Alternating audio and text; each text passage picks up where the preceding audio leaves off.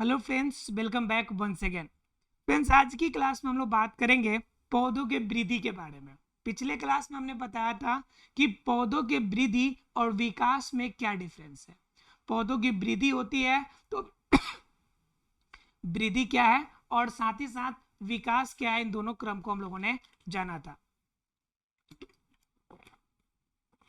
आज के क्लास में हम लोग डिस्कस करेंगे कि वृद्धि विकास के क्रम को, कि वृद्धि और विकास के अलग अलग फॉर्म के अलग अलग चरणों के बारे में हम लोग डिस्कस करेंगे। अर्थात क्या हमें क्या डिस्कस करना है, तो आज डिस्कस करना है वृद्धि के विभिन्न चरण।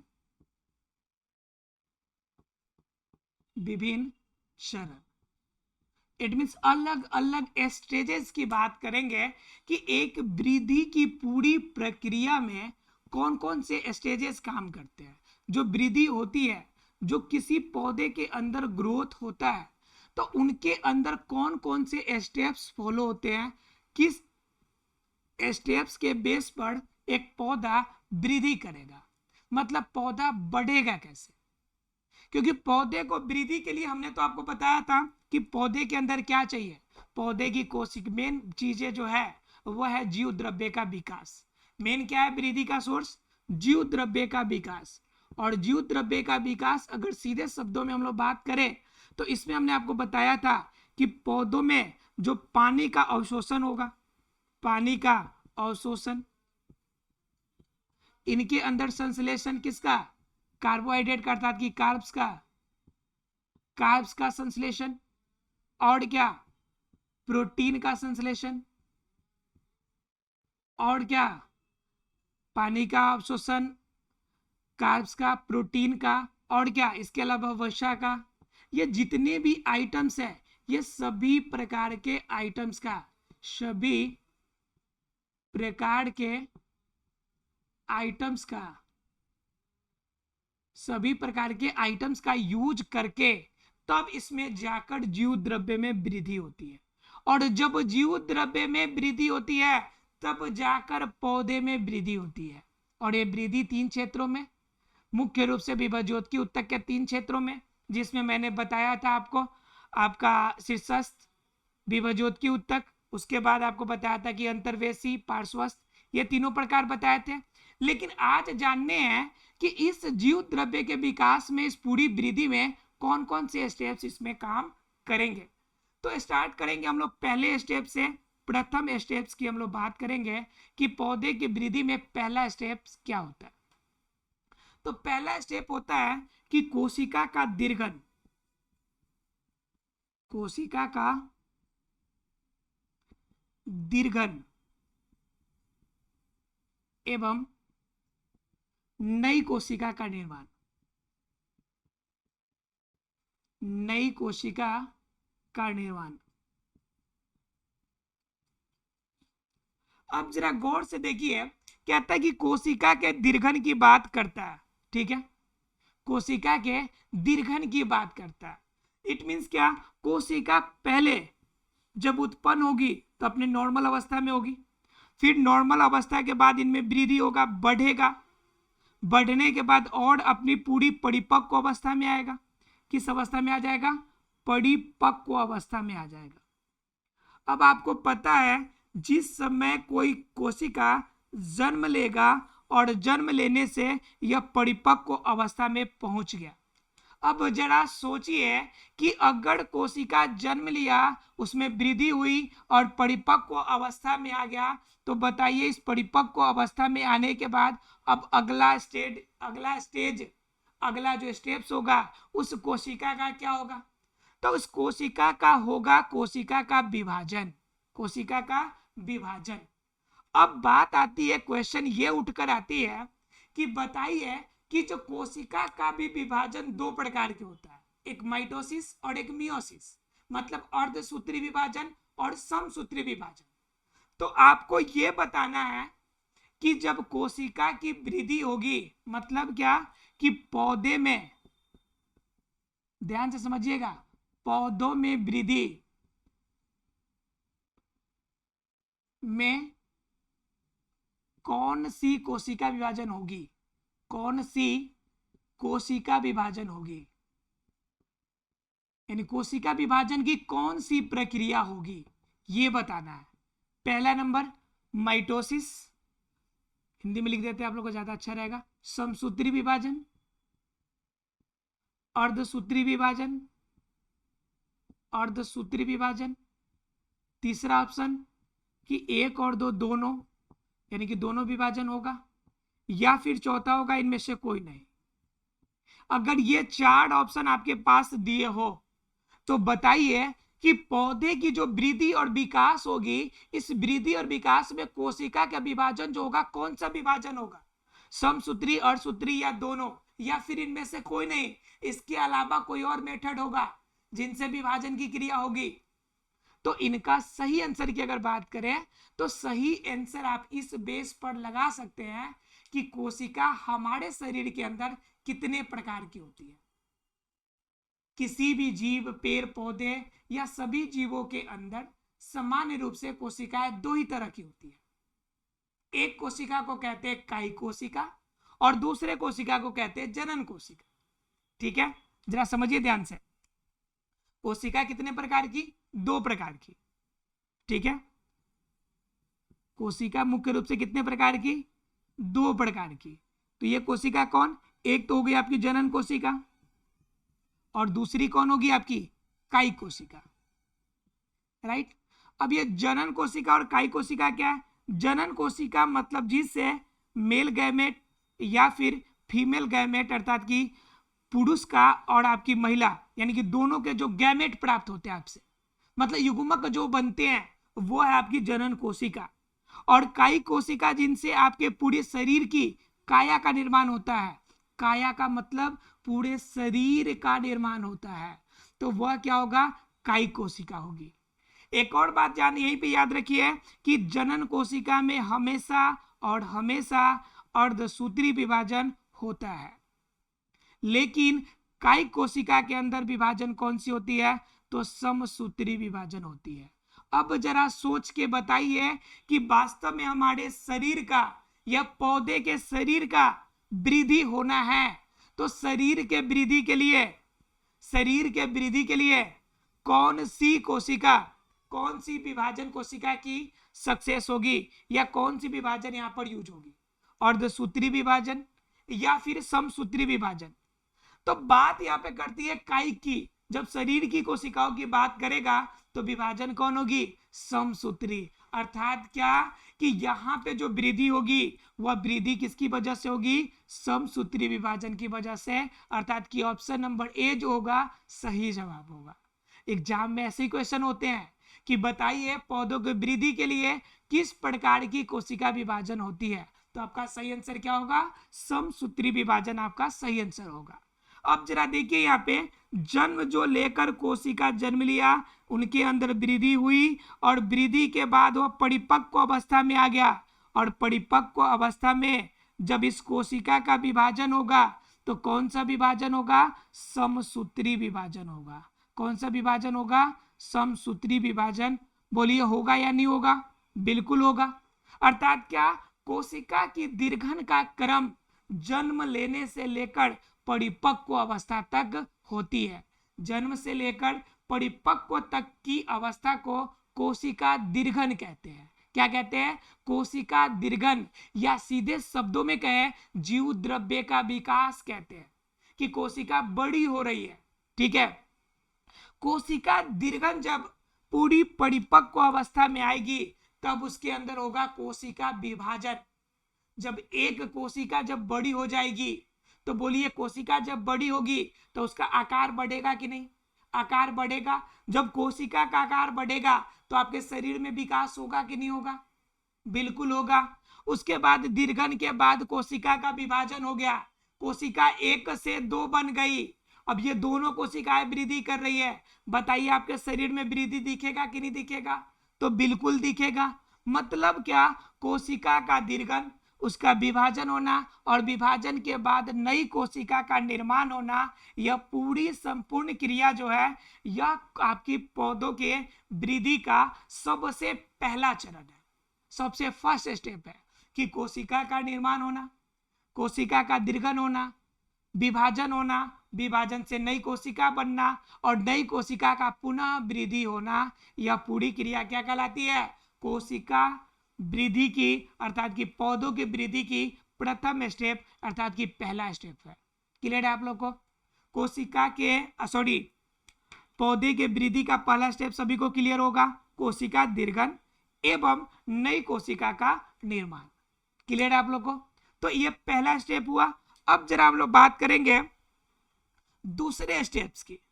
किसकी बात करेंगे? दूसरे स्टेप की बात हम लोग करेंगे।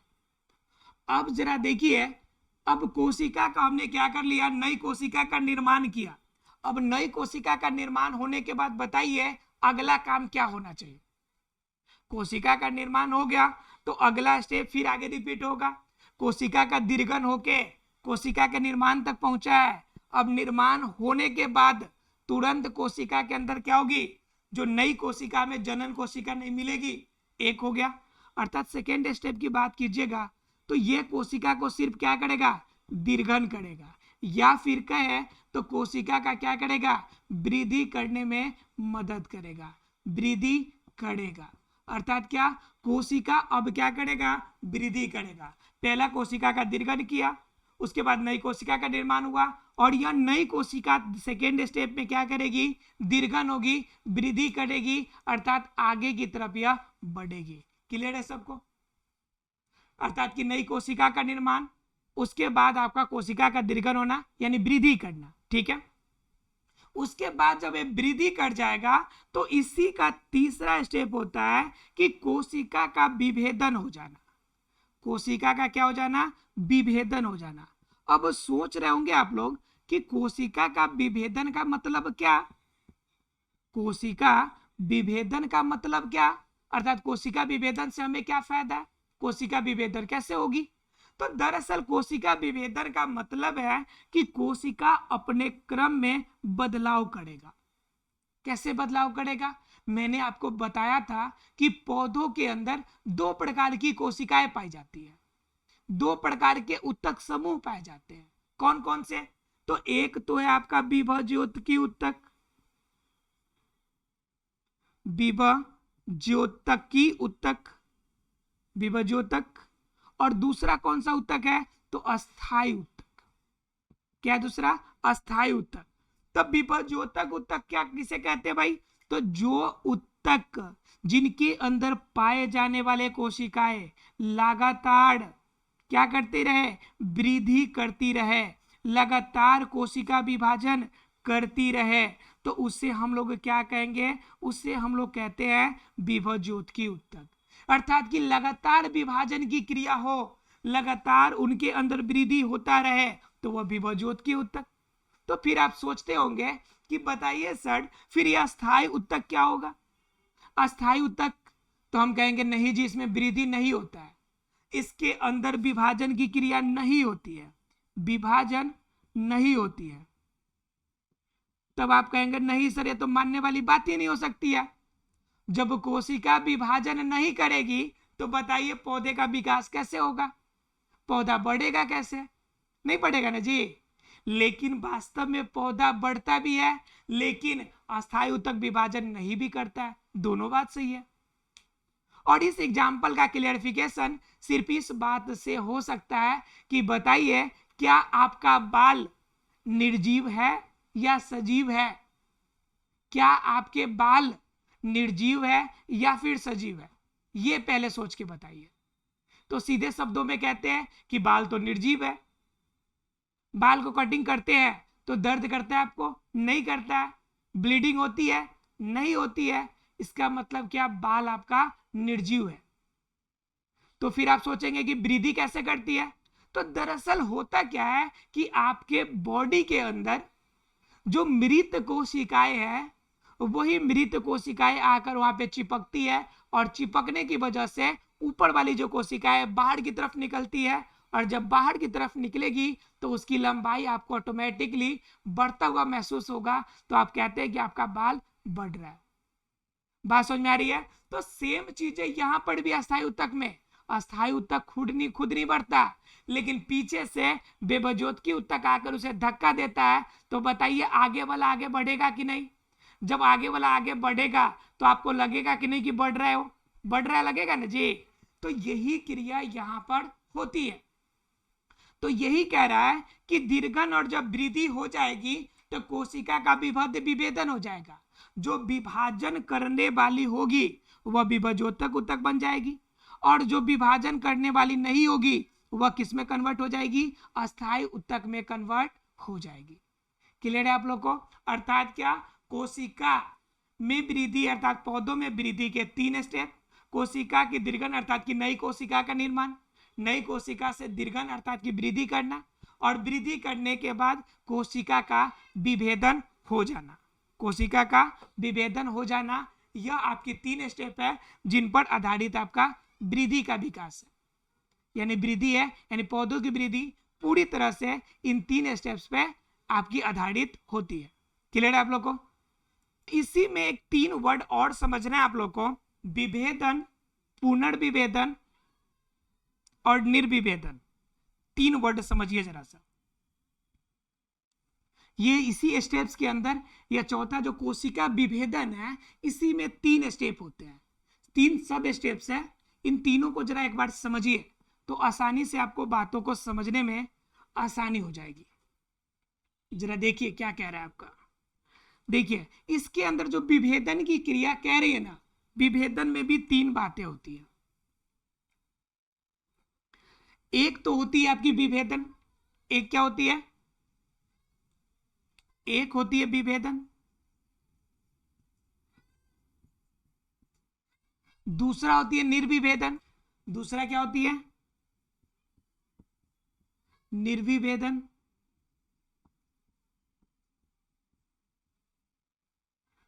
तीसरा क्या होती है, पुनर्विभेदन, तीसरा क्या होती है, पुनर्विभेदन। अब 3 वर्ड है, निर्विभेदन, पुनर्विभेदन और विभेदन। डिफरेंशिएशन, रीडिफरेंशिएशन और डी डिफरेंशिएशन, 3 वर्ड है, ध्यान से समझिए। डिफरेंशिएशन,